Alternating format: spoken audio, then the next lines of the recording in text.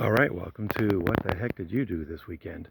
This is a series of videos where at the moment anyways, the subject is garden and springtime. This is the third video that I've done, maybe fourth. So what I encourage you to do is to go to the first one and you're going to see not all this growth, right? So the very first video showed, oh man, it's been a long winter. And look how my yard has gone out of control and this, that, and the other. So you'll see messes all over the place with my video, and you're going to see no growth. Now look what we have. This is April 2020, near the end of April, and well, I've been going to do this series for the whole 2020. So through the months, you're going to see how the garden grows and how things change out here. This is the front part of my city lot, and if you're watching this for the first time, you won't know what changes have transpired. If you did, you'll notice that there's now a rock garden here, and this rock garden is helping to hold in the left side of my little bit of city earth that we own. And there used to be grass there. I took that grass and put it in the backyard. You're going to see that. So this whole video is all about this series hosted by SC Custom Design. So please watch that series. We have 700 videos on making a variety of things and tool reviews. But this one here is all about the outside and the garden. Okay, so for example, this wall that you see here, very easy to make. You buy the cinders, and with a little bit of planning and putting a firm foundation and the right materials underneath, it's not going to really go anywhere through the years. Okay, so very easy wall to do. That's what my series is all about, is just, hey, this is what I did. Want to learn from me, and I can learn from you, and we can ask questions back and forth. I'm going to try to quickly get to the point. This series again covers my own personal experience in my garden. Now, I'm going to apologize ahead of time, again and again and again. I don't know what things are called necessarily.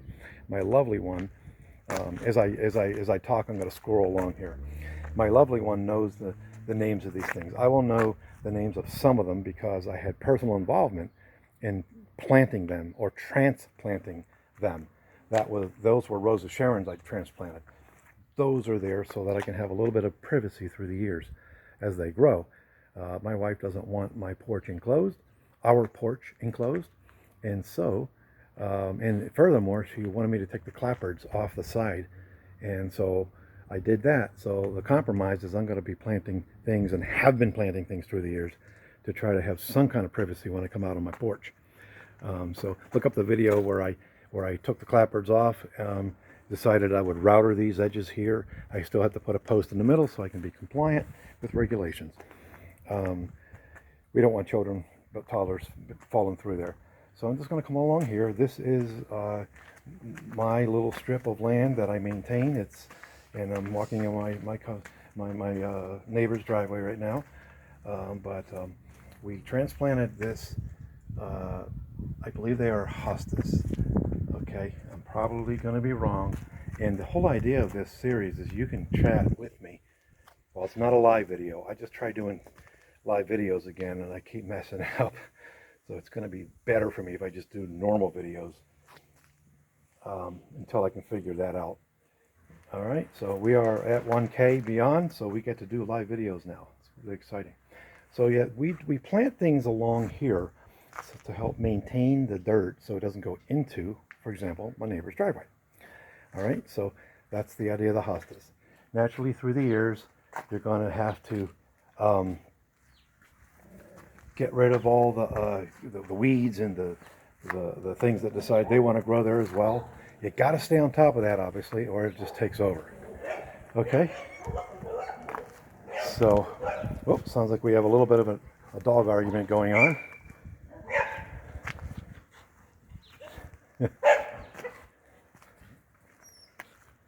So, the Rose of Sharons are really, really cool. All right, because you can allow them to basically the seeds to drop off the Rose of Sharon onto the ground naturally, right? And then they start growing like this. Then if you want, just leave them alone, let them grow. In this case, I would pick them up, transplant them, and put them here. And I put them all along the backyard as a privacy, a natural privacy fence. All right. So again, I'm gonna just point out that I do have plants that I purchased and planted, like this guy here, and another variety of this guy here is over here. And so they have their place and established. I thought I was going to lose this guy, and he's finally growing, like 3-4 years. It just was like a dwarf, and it could be because that's the style of it, but it just didn't show any promise. So I'm going to credit that to this year to I put coffee grinds, because they like an acidic type of ground. Welcome. And so that, I think, has really helped it to establish, and I'm really happy about that. So I think these guys are hostas. I'm going to say that for everything I talk about, I think, until my lovely one would agree to come out and do the video with me. All right, so this is all bare now because I pulled up all the grass, and you can see that things are reestablishing. And I'll just have to decide, are you good or are you bad? Oh, look at the butterfly just landed up there. So just love seeing that. I planted this here plant here. They flower, and it looks like they're going to come back. I thought they were only going to. I thought they were going to die through the winter and not come back. So we have the English ivy here. But again, if you saw the first video, look at the growth. These guys here, now they grow really big or pink flowers, okay? They're going to grow, this is going to grow about 4.5 feet, believe it or not. I have some posts that I'm going to put around them to help support the flowers and from falling over. And we get a lot of compliments from our neighbors. Oh, look, I just noticed there's another Rose of Sharon, at least it looks like one. So I'll let him grow a little bit more, establish, and I'll probably pick them up and put them over there. So, all right, so we have, I planted this Rose of Sharon here, by the way, was transplanted. Look how big it is. It's coming to the bottom of my porch roof. They're really promising. I had a big one over there, but it died because that tree right here on the left, on the right here, blotted out the sun, and they like the sun. Wow, and again, 3 weeks ago, hardly nothing. Now look what we have established here. Beautiful. All right. So just enjoy the growth with me, ask questions. We'll get back to your comments. You can help educate me what the name of the thing is. So here's more Rose of Sharon that I have that I'm allowing to establish and grow because they're going to help me with the privacy. I was going to plant those here, but we got a new driveway put in. Love our new driveway. 20 years overdue. We've been living here 20 years. And the driveway was practically non-existent. So there we go. Today's episode is all about, I'm going to point you up. I painted my house last year, 57 years old. Did it all myself. Did a wonderful job, I might say. Chose the most expensive paints to make sure that it was going to last for years. This is a lilac tree. Oh, I neglected to point out the lilac tree in the front. So I have two of them, one here and one there. I planted them approximately 3-4 years ago, 3, 4, 5, and they're really establishing now. They're so fragrant, aren't they? They're beautiful. But the one in the front have the white flowers. But look at the growth. Oh my, things are really establishing and growing. Okay, so let's move along. We have this lovely, I don't know what it's really called, that grows these beautiful flowers off of it. and this perpetuates and goes along, does its thing. You can see I'm going to have to make sure I get the weeds out. This here, dead thing, apparently it's not going to come back. I don't think it is. Was planted to help get rid of, repel mosquitoes. We have had several of them. So we'll put some more of those in. Here's the rose bush. The rose bush was, for all intents and purposes, I hope this is in focus because it's so bright out here I can't see. Let me try to come in. Look how established it is now. This guy here, we were going to tear it up because it didn't seem to be doing well. And one year I pruned it back and crossed my fingers and prayed, and oh man, it's really, really flourishing.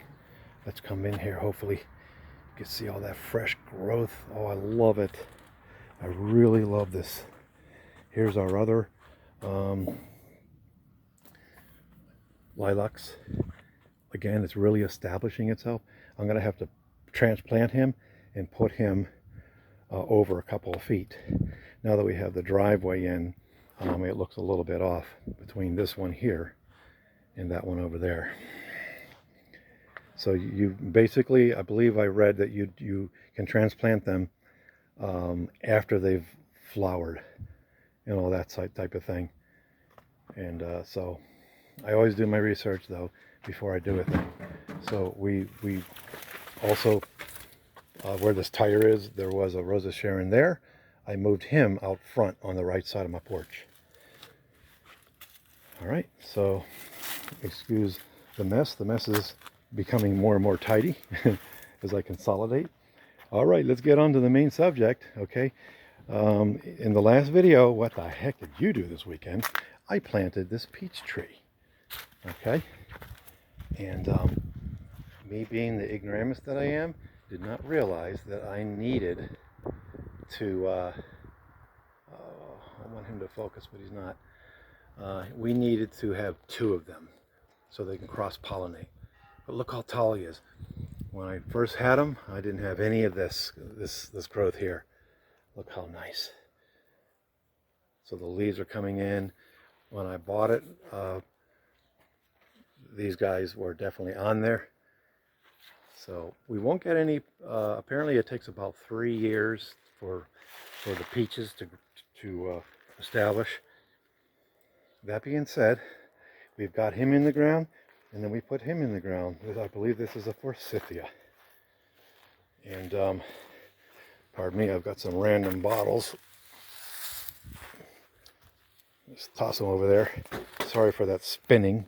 I have to remember not to do that, but I forget. So there, isn't that beautiful? All this stuff over here has been consolidated, and I have to get rid of it, cut it up, and put it in the bags. If it's too thick, I'll just lay it against the back here, the back fence. Through the years, I've been putting mulch and leaves and whatever to try to stop my backyard from going into my neighbor's backyard. When we first moved here, it was atrocious. So there we go. Here's the azalea. Look how nice. It's establishing. It's pointing toward the sun, literally. If I turn around and we look, this is the sun rises over here. And then it traverses the house like this and then sets over here in the west, over this way. But if we come in here a little bit close, we're going to see, hopefully, oh, it did focus in. There's new growth on here that wasn't here before. Let's come over here. Try to refocus right here. Maybe if I do that. Oh, isn't that beautiful, my friends? Don't you love new growth? That's why I like gardening. Just the success and the journey that you have planting a thing. Will it live or not? Oh, I mentioned that I picked up grass from the front, and this is where I put it. This has been very difficult. See all this bare land here? No grass ever growing here. So I transplant. At some point, I'll just put seed down and maybe fill all that in. Believe it or not, I like to mow the lawn. So let's get on with the video. We have 2 new trees, my friends. We have an apple tree and it is positioned where it's going to be planted. All right, so I think I'm going to move it a little bit over this way, because as tall as they grow is it's going to be wide as well, that wide. So it's going to go over this way too much, I think. I think I'm going to move it over a little bit. So that's the apple tree, and this apple tree gives us 3 types of apples. Isn't that cool? He gives us, let's put them down here. Okay, apple cocktail, Fuji, Gala, and Yellow Delicious. So they grafted that into this tree. This says here zone 410, pollinator required, fruit color red, taste crunchy, benefits fresh eating, pie, salads, and sauce. So there's your Fuji, your Yellow Delicious, and the other one. So yeah, we picked that up just yesterday, and we're looking forward to this guy growing. Well established. This time what we did is we went out to George's in Latham, and we bought from them. My wife said that they have way better quality and more reliable products, whereas this one over here I purchased from Lowe's. So we'll see what happens.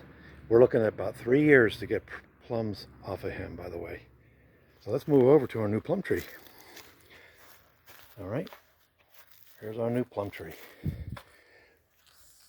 Okay, so it says here Harvester Peach, zone 5 through 8, self-fertile, fruit color red, yellow, taste sweet, benefits fresh eating, desserts, canning. Now the beauty of this, hopefully I can get this in, it's already got peaches, my friends. Look at that. Hopefully I can get that focused in. Again, I apologize. It's so bright out I can't see what I'm looking at. Look how tall he is. Really, really nice. So you get to see at this point, he's been sitting there, I don't know for how long, at George's and growing there. And so what I'm looking forward to is seeing the new growth, the new leaves come in. We'll see what happens. Okay, so part 2 of this, what the heck are you doing this weekend, is going to be, I will have already dug up the earth around it. They want like equal amount of space for this area here around. That's a lot of digging, my friends. That's a lot. And when you plant it, they want the same. This will be level with the earth down here. I also got it some food. I asked them at George's, how do I make sure that this guy is going to prosper? All right. When I went to Lowe's, unfortunately, when you go there, there's staff there, but they don't know anything about the department they're working in. It's more the people that are actually shopping that know more. And so they couldn't give me an answer then. But here at George's in Latham, family owned, 2nd generation, I believe. Wonderful, wonderful family. Went over quickly, picked this off of the shelf, and this is called Organic Tree Tone Fruit and Shade Tree Food for organic gardening, better growth and fruit, all natural, long lasting, ideal for fruit, shade, and ornamental trees. Okay, so that's the food. All right, and we'll just go ahead and sprinkle that in the hole a little bit around where this is going to be, and then they tell me I can put it on top. All right, so I'm going to be putting that food there and over here. I'm also going to drop some down over here, and if there's any left over, oh, look at the birds. You might know that I like birds. I just got my 2nd bird feeder. So my first bird feeder like this fell to the ground and got damaged, so I got another one. And the beauty of this one here, for you bird lovers, so you can see I got the small seed. I like to attract the cardinals and the little peat birds and those mini woodpecker type birds. So there's multiple perches, so you can get more birds feeding at the same time. Whereas this one up here says, hey, you know what? Crows and blue jays, stay out. As soon as they land, on the perch, it closes the door and they can't get at the food. I love it. That may seem like cruel, but you know what? I like the little birds. I actually do not like crows and blue jays because they're loud. Blue jays are pretty. My wife likes the blue jays. But if I have any control, which I do, I decided I would get that style. So there you go. And I have it on my clothesline. I'm not normal. I don't put clothes on the clothesline, I put bird feeders. And then I can swing it way out this way, away from the house, so they feel more confident. Now, if you know, if you've never had one of these before, can you put them close to the house? You can. Once they're there for over a period of time, they begin to learn the patterns of who's at that window and will they come out and get me or not. And I noticed that they have, some birds will have great confidence. Other birds will say, I'm out of here. All right. So watch the first videos to see what we've been doing. Watch the growth. This is, you're going to see all throughout 2020, the growth from snow, cold, and watch everything come back up again. So you'll see how things are getting established. And we talk about all the things that you see. Like the Rosa Sharons, I said I transplant them. They're all along the fence as a nice natural privacy. So when those guys fill in, and they come up later in the season, by the way, they have the beautiful yellow flowers. Thanks for watching. What the heck did you do this weekend? And again, please stay tuned for the future videos throughout the whole year. We will change subjects along as those subjects come to us. For example, we'll go from gardening to maybe something else.